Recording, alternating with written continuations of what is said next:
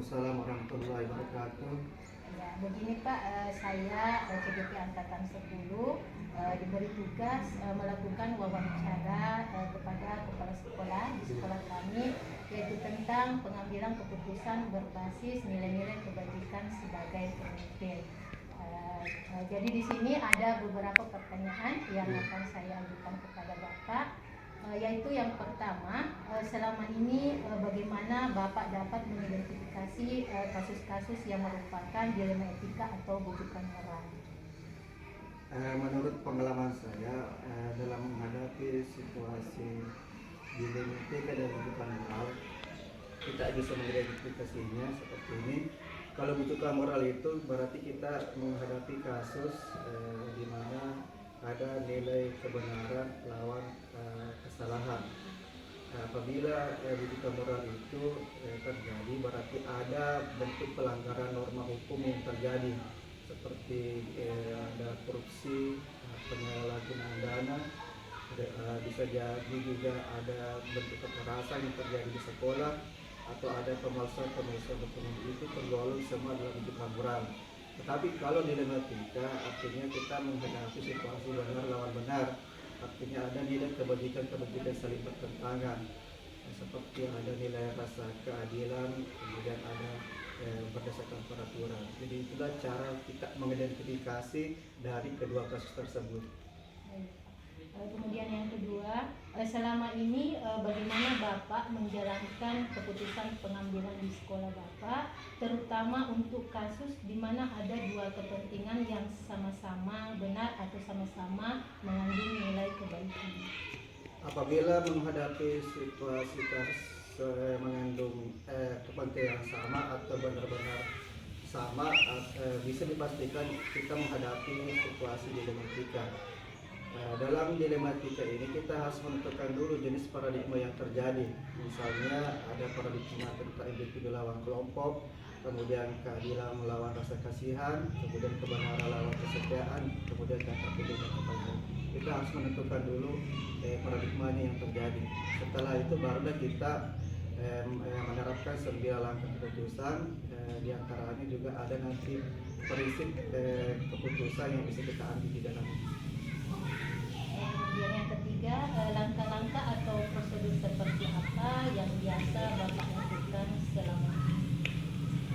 Langkah-langkah dalam menghadapi suatu masalah, tentu kita terlebih dahulu adalah mengidentifikasi masalah tersebut, apakah dia tergolong dilematika atau kebutuhan moral. Dalam menentukan situasi tersebut, kita perlu mendapatkan informasi dari semua pihak yang terlibat. Tentu kita memanggil orang-orang yang terlibat dalam kasus tersebut, meminta keterangan dari penelitian. Dari informasi yang ada, tentu sebaiknya kalau sudah bisa mengambil sebuah keputusan karena sudah ada data yang dia dapatkan.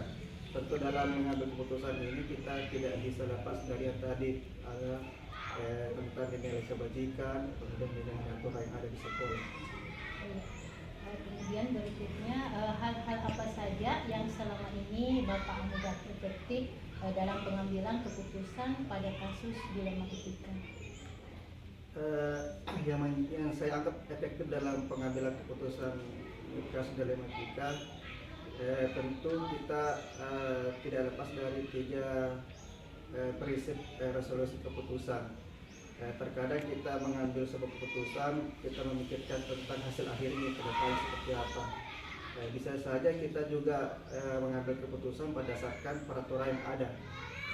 Dan kemudian bisa juga kita mempertimbangkan rasa-rasa kepedulian, rasa kasihan terhadap orang-orang yang terlibat di dalamnya. Jadi itulah yang menjadi satu hal yang efektif bagi kita dalam mengambil keputusan apabila berkaitan dengan keputusan dilematika. Kemudian hal-hal apa saja yang selama ini merupakan tantangan Bapak dalam pengambilan keputusan pada kasus dilema etika? Tantangan itu tadi adanya nilai-nilai kebajikan yang saling bertentangan ya. Misalnya ketika kita mau menegakkan keadilan, tentu ada di barangnya ada rasa kasihan juga. Kemudian ketika kita mau menegakkan yang namanya kebenaran, antara kita ada rasa kesetiaan juga yang ada saling berbarengan di dalamnya. Begitu juga dengan mengambil keputusan secara jangka pendek, tentu kita pikirkan juga jangka panjang. Itulah yang menyebabkan mengapa pengambilan keputusan terhadap kasus ini sulit dan berat. Namun dalam hal ini sebagai pimpinan sekolah punya prinsip-prinsip tersendiri dalam menangani kasus tersebut. Kemudian apakah Bapak memiliki tata cara atau jadwal tertentu dalam penyelesaian kasus etika dilema? Apakah Bapak langsung menyelesaikan di tempat atau memiliki jadwal untuk menyelesaikannya? Kemudian bentuk atau prosedur seperti apa yang Bapak lakukan? Biasanya dalam menghadapi sebuah kasus, apabila kita anggap kasus itu biasa saja, kita bisa menyelesaikan secara langsung pada waktu itu.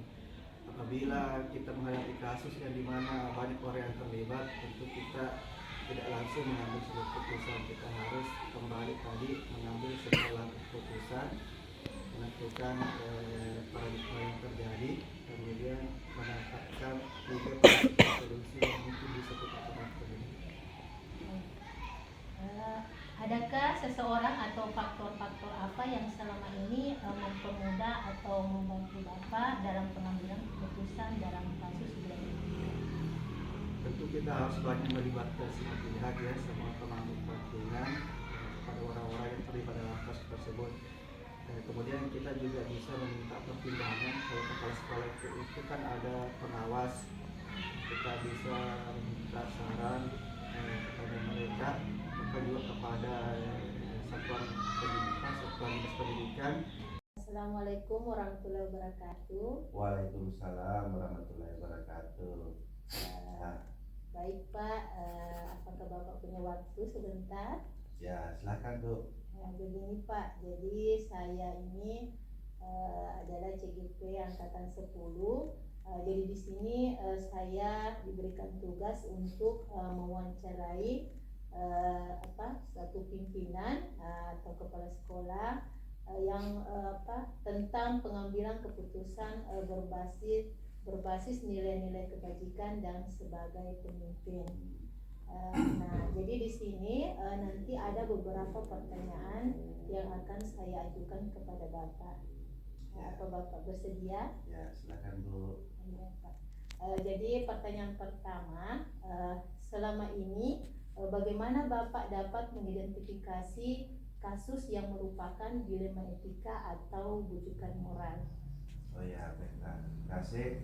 Nah, selama ini di sekolah kami untuk mengidentifikasi suatu masalah, ada dua hal yang terjadi, yaitu antara bujukan moral dan dilema etika. Nah, yang saya pahami bahwa untuk melakukan suatu mengidentifikasi suatu permasalahan, khususnya itu bujukan moral atau PS benar PS salah, adalah sebuah situasi yang terjadi di mana seseorang diharapkan pada situasi benar atau salah dalam mengambil sebuah keputusan. Nah, kemudian sedangkan dilema etika atau PS benar adalah sebuah situasi yang terjadi di mana seseorang dalam posisi dihadapkan situasi keduanya bertentangan dengan mengambil sebuah keputusan. Itu Bu. Kemudian pertanyaan yang kedua Pak, selama ini bagaimana Bapak menjalankan keputusan pengambilan di sekolah Bapak, terutama untuk kasus di mana ada dua kepentingan yang sama benar atau sama-sama mengandung nilai kebajikan? Oh ya, sebagai pimpinan dalam mengambil suatu keputusan, kita dihadapkan berbagai permasalahan, khususnya itu kita harus terlebih dahulu mengidentifikasi suatu permasalahan. Artinya kita harus cek kronologis permasalahan tersebut sebelum kita mengambil suatu keputusan. Nah, begini, untuk memutuskan siapa yang terlibat, menentukan siapa yang terlibat masalah ini, kita harus mengumpulkan beberapa teman guru untuk diskusikan dalam satu pertemuan. Mungkin begitu. Kemudian pertanyaan yang ketiga Pak, langkah-langkah atau prosedur seperti apa yang biasa Bapak lakukan selama ini? Kalau masalah prosedurnya, yang masalah-masalah yang saya hadapi Yang pertama tadi seperti yang sebelumnya, kita harus mengidentifikasi permasalahan terlebih dahulu, kemudian kita mengenali nilai apa yang bertentangan dalam situasi ini. Kemudian itu tadi siapa yang terlibat, kemudian yang keputusan kita ambil harus diambil dari suatu forum, artinya di forum tersebut adalah merupakan suatu keputusan yang terbaik karena di mana di dalamnya ada masukan-masukan dari rekan-rekan guru yang lainnya. Begitu. Kemudian yang keempat, hal apa saja yang selama ini Bapak anggap efektif dalam pengambilan keputusan pada kasus dilema etika?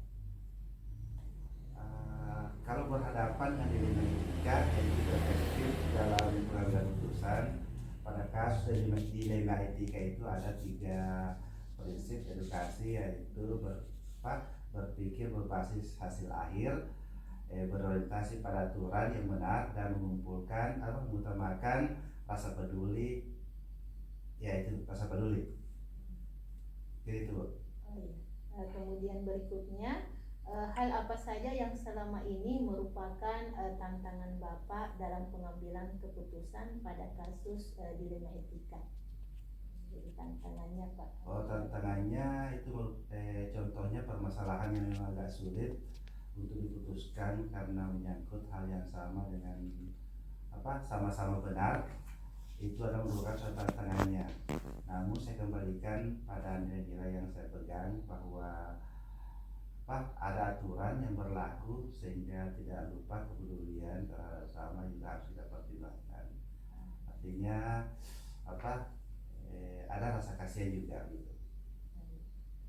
Kemudian berikutnya, apakah Bapak memiliki tata cara atau jadwal tertentu dalam penyelesaian kasus etika etika dilema? Kemudian apakah Bapak langsung menyelesaikan di tempat atau memiliki jadwal untuk menyelesaikannya? Kemudian bentuk atau prosedur seperti apa yang Bapak jalankan? Ya, itu mungkin tergantung dari seberapa mendesak dan seberapa besarnya pengaruh yang saya pimpin, lembaga yang saya pimpin. Jika memang itu memerlukan waktu dari pihak-pihak yang terlibat, maka saya akan membuat alokasi khusus. Kemudian adakah seseorang atau faktor apa saja selama ini mempermudah atau membantu Bapak dalam pengambilan keputusan dalam kasus dilema etika? Sebagai seorang kepala sekolah, sebagai pimpinan, saya harus sebisanya membuat suatu keputusan, artinya dengan berdasarkan nilai-nilai kebajikan yang saya pahami. Namun melibatkan juga Dewan Guru dalam suatu forum, artinya apabila kita ingin mengambil suatu keputusan, alangkah baiknya lah kita berdiskusi sesama rekan-rekan guru untuk memecahkan suatu masalah yang kita hadapi selama ini. Kemudian berikutnya, dari semua hal yang telah disampaikan, pembelajaran apa yang dapat Bapak petik dari pengalaman Bapak dalam mengambil keputusan dilema etika? Mungkin nilai-nilai dari kebajikan dalam diri, prinsip pengambilan keputusan, paradigma berpikir, dan langkah pengambilan keputusan menjadi dasar pengambilan keputusan yang bertanggung jawab. Terima kasih banyak Pak atas kesempatannya. Assalamualaikum warahmatullahi wabarakatuh. Sama-sama Bu. Waalaikumsalam warahmatullahi wabarakatuh.